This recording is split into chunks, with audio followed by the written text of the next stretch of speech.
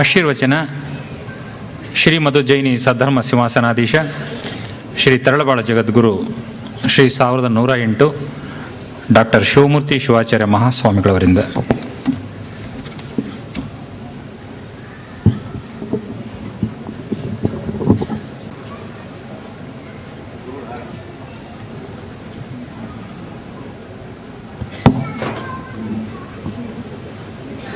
ಈ ವೇದಿಕೆ ಹಿಂಭಾಗದಲ್ಲಿ ಅಭಿನಂದನೆ ಎನ್ನುವ ಮಾತಿದೆ. ಅದರ ಮೇಲ್ಭಾಗದಲ್ಲಿ ತರಳಬಾಳು ಕೇಂದ್ರ ಅಂತ ಅಷ್ಟೇ ಇದೆ, ಬೆಂಗಳೂರು. ಇದನ್ನು ಅನಿರೀಕ್ಷಿತವಾಗಿ ಇಲ್ಲಿ ಬಂದವರಿಗೆ ಅಭಿನಂದನೆ ಅನ್ನೋ ಶಬ್ದ ನೋಡಿ, ಈಗ ಅಭಿನಂದನೆ ಯಾರಿಗಾಗ್ತಾ ಇದೆ? ತರಳಬಾಳು ಕೇಂದ್ರಕ್ಕೆ ಆಗ್ತಾ ಇದೆಯೋ ಯಾರಿಗಾಗ್ತಾ ಇದೆ ಎನ್ನುವ ಅನುಮಾನ ಬರೋದು ಸಹಜ. ಆದರೆ ಇಲ್ಲಿ ಬಂದಂಥ ನಿಮಗೆಲ್ಲರಿಗೂ ಅಭಿನಂದನೆ ಯಾರಿಗಾಗ್ತಾ ಇದೆ ಅನ್ನೋದನ್ನು ಹೇಳಬೇಕಾಗಿಲ್ಲ. ನೋಡಲಿಕ್ಕೆ ಅಲ್ಲಿ ತರಳಬಾಳು ಕೇಂದ್ರಕ್ಕೆ ಅಭಿನಂದನೆ ಅಂತ ಇದ್ದರೂ ಆ ತರಳಬಾಳು ಕೇಂದ್ರದ ಜೀವನಾಡಿ ಆಗಿರತಕ್ಕಂಥ ಡಾಕ್ಟರ್ ಸಿದ್ದಯ್ಯನಿಗೆ ಅಭಿನಂದನೆ ಅನ್ನೋದು ನಿಮ್ಮೆಲ್ಲರಿಗೂ ಗೊತ್ತಿದೆ. ಆತ್ಮೀಯರೆಲ್ಲರೂ ಸೇರಿ ಇಂಥ ಒಂದು ಅಭಿನಂದನಾ ಕಾರ್ಯಕ್ರಮವನ್ನು ಏರ್ಪಡಿಸೋ ಯೋಚನೆ ಮಾಡಿದಾಗ ನಮಗೆ ತುಂಬ ಸಂತೋಷವಾಯಿತು. ಕೆಲವು ನಿಮಿಷಗಳ ಹಿಂದೆ ಅಷ್ಟೇ ಇಲ್ಲಿ ವೇದಿಕೆ ಮೇಲೆ ಇರ್ತಕ್ಕಂಥವ್ರು ಎಲ್ಲ ಸುತ್ತುವರೆದು ಡಾಕ್ಟರ್ ಸಿದ್ದಯ್ಯನಿಗೆ ನೀವೆಲ್ಲ ಅಭಿಮಾನಪೂರ್ವಕವಾದಂಥ ಅಭಿನಂದನೆಗಳನ್ನು ಸಲ್ಲಿಸಿದ್ರಿ. ಆಗ ನಮಗೆ ನಿಮ್ಮನ್ನು ನೋಡಿದಾಗ ನೆನಪಿಗೆ ಬಂದಿದ್ದು ಅಂದರೆ, ಭಾಳ ಹಿಂದೆ ಗಾಂಧೀಜಿಯವರನ್ನು ಕುರಿತಂಥ ಒಂದು ಚಲನಚಿತ್ರ ಇದೆಯಲ್ಲ, ಅಥವಾ ಆಂಗ್ಲ ಭಾಷೆಯಲ್ಲಿ, ಅದನ್ನು ನಾವು ನೋಡಿದ್ದು ನಮ್ಮ ದೇಶದಾಗಲ್ಲ, ಯುರೋಪಿಗೆ ಹೋದಾಗ ಅಲ್ಲಿ ಅದನ್ನು ನೋಡೋ ಅವಕಾಶ ಸಿಕ್ಕಿತ್ತು. ನಮಗೀಗಲೂ ಅಲ್ಲಿ ಒಂದು ದೃಶ್ಯ ಸಿದ್ದಯ್ಯನ ಸನ್ಮಾನ ಮಾಡೋ ಸಂದರ್ಭದಲ್ಲಿ ನಮ್ಮ ನೆನಪಿಗೆ ಬಂತು. ಜೈಲಿನಲ್ಲಿದ್ದಂಥ ಗಾಂಧೀಜಿ ಅವರು ನ್ಯಾಯಾಲಯಕ್ಕೆ ಅವ್ರನ್ನ ಕರ್ಕೊಂಡು ಬರ್ತಾರೆ. ನ್ಯಾಯಾಲಯಕ್ಕೆ ಬರ್ತಿದ್ದ ಹಾಗೇ ಅಲ್ಲಿ ನ್ಯಾಯಾಧೀಶರಾದಂಥ ಒಬ್ಬ ಬ್ರಿಟಿಷ್ ನ್ಯಾಯಾಧೀಶರು ಅವರು ಕೂತಿರ್ತಾರೆ ನ್ಯಾಯಾಲಯದಲ್ಲಿ. ಗಾಂಧೀಜಿಯನ್ನು ಕರೆದುಕೊಂಡು ಆ ವಿಟ್ನೆಸ್ ಬಾಕ್ಸ್ಗೆ ನಿಲ್ಲಿಸ್ತಿದ್ದ ಹಾಗೇ ಆ ನ್ಯಾಯಾಲಯದಲ್ಲಿ ಇದ್ದವರು ಎಲ್ಲರೂ ಎದ್ದು ನಿಲ್ತಾರೆ. ಅಷ್ಟೇ ಅಲ್ಲ, ನ್ಯಾಯಾಧೀಶರು ಸಹ ಎದ್ದು ನಿಂತ್ಕೊಳ್ತಾರೆ. ಆ ದೃಶ್ಯ ನಮ್ಮ ಕಣ್ಣಿಗೆ ಇವತ್ತು ಮೂಡಿ ಬಂದಿದ್ದು. ಸಿದ್ದಯ್ಯನ ಸನ್ಮಾನ ಮಾಡುವಾಗ ಸ್ವಯಂ ಸ್ಫೂರ್ತಿಯಿಂದ ನೀವು ಈ ವೇದಿಕೆಯ ಮೇಲಿರೋರು, ಕೆಳಗಿರ್ತಕ್ಕಂಥವ್ರು ಎಷ್ಟು ತುದಿಗಾಲ ಮೇಲೆ ನಿಂತ್ಕೊಂಡು ನೀವು ಸಂಭ್ರಮ ಪಟ್ಟರೆ ನಮಗೆ ಭಾಳ ಸಂತೋಷ ಆಯ್ತು ಅದನ್ನು ನೋಡಿ.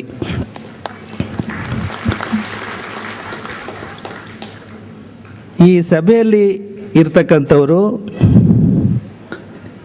ಈ ಸಭೆಯಲ್ಲಿರ್ತಕ್ಕಂಥ ಎಲ್ಲರನ್ನೂ ಹೆಸರು ಹಿಡಿದು ಗುರುತಿಸ್ತಕ್ಕಂಥ ಶಕ್ತಿ ಯಾರ್ಯಾರಿಗೂ ಇದ್ದರೆ ಅದು ನಮ್ಮ ಡಾಕ್ಟರ್ ಸಿದ್ದಯ್ಯನಿಗೆ ಅಂತ ಹೇಳೋಕ್ಕೆ ಇಷ್ಟಪಡ್ತೀನಿ.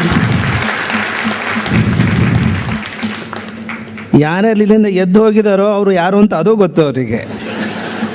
ಇಂತಿಂಥರೇ ಎದ್ದು ಹೋಗಿದ್ದಾರೆ ಅಂತ ಗುರುತು ಮಾಡೋವಷ್ಟು ವ್ಯಕ್ತಿಗಳ ಸಂಬಂಧ ಇಟ್ಕೊಂಡಿರ್ತಕ್ಕಂಥ ಅಪರೂಪದ ವ್ಯಕ್ತಿತ್ವ ಡಾಕ್ಟರ್ ಸಿದ್ದಯ್ಯಂದು. ನಾವು ಹೇಳೋ ಮಾತುಗಳು ಅವನು ತುಂಬ ಭಾವುಕನನ್ನು ಆಗಿಸ್ತವೆ. ನಾವು ತುಂಬ ಭಾವುಕತೆಗೆ ಒಳಗಾಗೋ ಸಾಧ್ಯತೆಗಳಿದ್ದಾವೆ. ನಿಮಗೆ ಹೇಗೆ ನೀವು ಹೋಗುವಾಗ, ದಾರಿಯಲ್ಲಿ ಹೋಗುವಾಗ, ಹಗಲು ಹೊತ್ತು ಹೋಗುವಾಗ ನಿಮ್ಮನ್ನು ಹೇಗೆ ನಿಮಗೆ ಗೊತ್ತಿಲ್ಲದೇನೆ ನೀವು ಅದನ್ನು ಗಮನಿಸ್ತಿರೋ ಇಲ್ಲ, ನಿಮ್ಮ ನೆರಳು ಅದನ್ನು ಹಿಂಬಾಲಿಸುತ್ತೆ, ನಿಮ್ಮನ್ನು ಹಿಂಬಾಲಿಸುತ್ತೆ.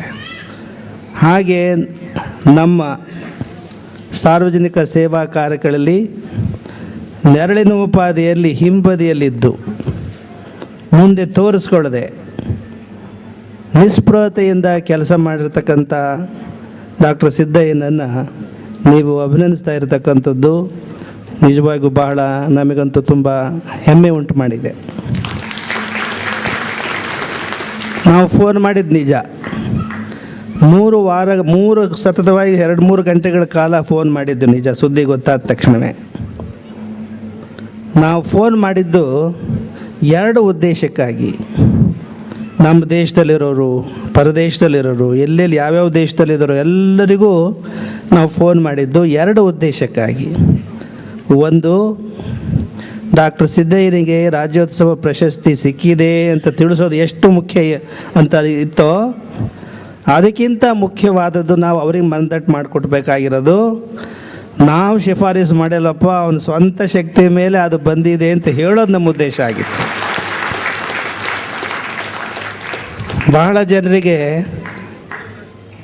ನಿಮಗೆ ಗೊತ್ತಿದೆ, ಗೊತ್ತಿಲ್ಲದೆ ಇರ್ತಕ್ಕಂಥವರಿಗೆ ಸಿರಿಗೆರೆ ಗುರುಗಳು ಹೇಳ್ಕೊಡ್ಸಿರ್ಬೇಕಣ ಅಂತ ಅನ್ಬೋದು. ಆದರೆ ನಮ್ಮ ಬಗ್ಗೆ ನಿಮಗೆ ನಂಬಿಕೆ ಇದೆ, ಗುರುಗಳು ಸುಳ್ಳು ಹೇಳಲ್ಲ. ನಾವು ಶಿಫಾರಸು ಮಾಡಿಲ್ಲ, ನಾವಷ್ಟೇ ಇಲ್ಲ, ನಮ್ಮ ಶಿಷ್ಯರಾದಂಥ ಈ ರಾಜಕೀಯ ಧುರೀಣರು ಯಾರಿದ್ದಾರೆ ಇವರು ಯಾರ್ಯಾರೇ ಶಿಫಾರಸು ಮಾಡಿದಾರೋ, ಸಿದ್ದಯ್ಯಗಂತೂ ಇವ್ರು ಯಾರೂ ಶಿಫಾರಸು ಮಾಡಿಲ್ಲ. ವಿಷಯ ಗೊತ್ತಾದ ತಕ್ಷಣ ನಮ್ಮ ಅನೇಕ ರಾಜಕೀಯ ಧುರೀಣರಿಗೆ ನಾವು ಫೋನ್ ಮಾಡಿ ಕೇಳಿದ್ವಿ, ನೀವ್ಯಾರಾದರೂ ಶಿಫಾರಸು ಮಾಡಿದ್ರಾ ಅಂತಂದು. ಯಾರೂ ಮಾಡಿಲ್ಲ ಅಂತಂದರು. ಮತ್ತು ಡಾಕ್ಟರ್ ಸಿದ್ದಯ್ಯ ಅಂತ ಬರ್ತಾ ಇದೆ ಅಂತೆ ಟೆಲಿವಿಷನ್ನಲ್ಲಿ. ಮತ್ತು ಚಿತ್ರದುರ್ಗ ಜಿಲ್ಲೆಗೆ ಇನ್ಯಾರಿದ್ದಾರೆ ಡಾಕ್ಟರ್ ಸಿದ್ದಯ್ಯ ನೋಡ್ರಿ, ಪತ್ತೆ ಹಚ್ಚಿರಿ, ಇನ್ಯಾರ ಇದ್ದಾರಾ ಅಂತ ಎಲ್ಲ ಖಚಿತ ಮಾಡಿ ಕೊನೆಗೆ ಯೋಚನೆ ಮಾಡಿದ್ದೀವಿ, ನೇರವಾಗಿ ಬಳೆಗಾರರೇ ಫೋನ್ ಮಾಡಬೇಡ ಅಂತಂದು ನಮ್ಮ ಬಳೆಗಾರರವರಿಗೆ ಫೋನ್ ಮಾಡಿದ್ದೀವಿ. ಯಾರು ಶಿಫಾರಸು ಮೇಲೆ ಏನಾದರೂ ಕೊಟ್ಟಿದ್ದೀರಾ ಅಂತಂದು.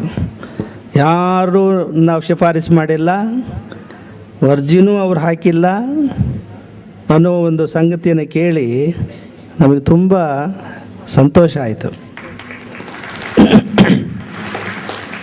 ಈ ಸಂದರ್ಭದಲ್ಲಿ ಕರ್ನಾಟಕ ಸರ್ಕಾರವನ್ನು ಸಹ, ವಿಶೇಷವಾಗಿ ನೂತನ ಮುಖ್ಯಮಂತ್ರಿಗಳಾಗಿರ್ತಕ್ಕಂಥ ಸದಾನಂದ ಗೌಡರನ್ನು ಸಹ ಈ ಸಂದರ್ಭದಲ್ಲಿ ನಾವು ಅಭಿನಂದಿಸಕ್ಕೆ ಬಯಸ್ತೀವಿ. ಅವ್ರನ್ನ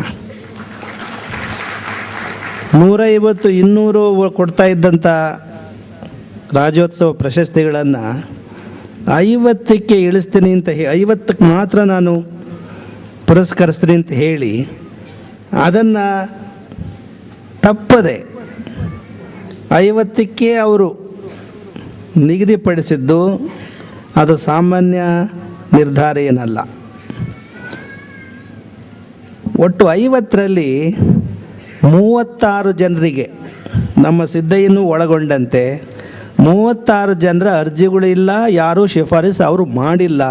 ಶಿಫಾರಸು ಮಾಡದೇ ಇರತಕ್ಕಂಥ 50ರಲ್ಲಿ 36 ಜನ ಕೊಟ್ಟಿದ್ದಾರೆ ಅನ್ನೋದು ಇದು ಅಧಿಕೃತವಾಗಿ ನಮಗೆ ತಿಳಿದು ಬಂದಿರತಕ್ಕಂಥ ಸಂಗತಿ. ರಾಜ್ಯೋತ್ಸವ ಪ್ರಶಸ್ತಿ ಪ್ರಕಟ ಆದಮೇಲೆ ಇನ್ನು ಉಳಿದ 14 ಜನಕ್ಕೆ ಶಿಫಾರಸು ಮೇಲೆ ಕೊಟ್ಟಿದ್ದೀವಿ ಅನ್ನೋ ಸಂಗತಿ ಕೇಳಿಬಂತು. ಮುಂದಿನ ವರ್ಷದ ರಾಜ್ಯೋತ್ಸವ ಪ್ರಶಸ್ತಿ 50ಕ್ಕೆ 50 ಸಹ ಶಿಫಾರಸು ಇಲ್ಲದೆ ಮುಂದಿನ ದಿನಮಾನಗಳಲ್ಲಿ ಪ್ರಶಸ್ತಿ ಬಂದರೆ ಇನ್ನೂ ಆ ರಾಜ್ಯ ಪ್ರಶಸ್ತಿಗೆ ಗೌರವ ಹೆಚ್ಚುತ್ತೆ ಅಂತ ನಾವು ಅಂದ್ಕೊಂಡಿದ್ದೀವಿ. ಈ ಪ್ರಶಸ್ತಿಗಾಗಿ ಅರ್ಜಿಗಳನ್ನು ಸಲ್ಲಿಸ್ತಕ್ಕಂಥದ್ದೇ ದೊಡ್ಡ ಅವಮಾನಕರ ಅಂತ ನಮ್ಮ ಅಭಿಪ್ರಾಯ.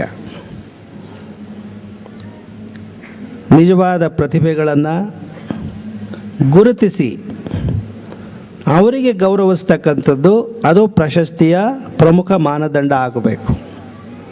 ಈ